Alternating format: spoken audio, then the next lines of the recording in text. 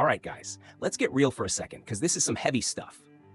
Have you ever stopped to think if you're actually standing firm in the purpose God called you to? Like, is your faith solid, or are you just out here living however thinking everything's fine? Check this out. Peter says in 2 Peter 1:10, make every effort to confirm your calling and election, because if you do these things, you will never stumble. In other words, just saying you have faith ain't enough.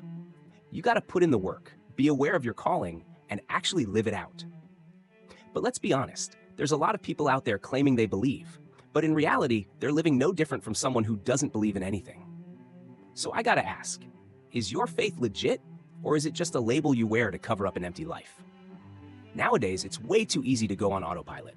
You hit up church, hear a good word, maybe even catch some chills, but then you go back to your routine like nothing happened.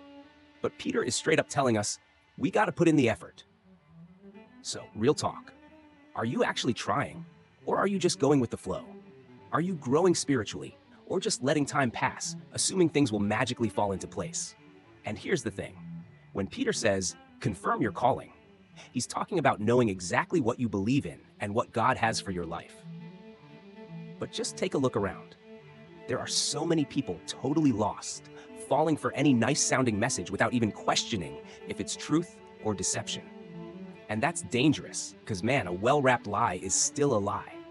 How many people out there think they're standing firm, but are actually drifting further from the truth without even realizing it? So, let's take a moment. Are you securing your calling, or are you letting your faith fade away?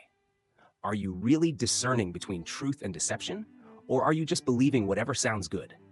And if this message hit home for you, don't keep it to yourself. Share this with someone who needs to hear it today. And drop a comment below. How are you strengthening your faith?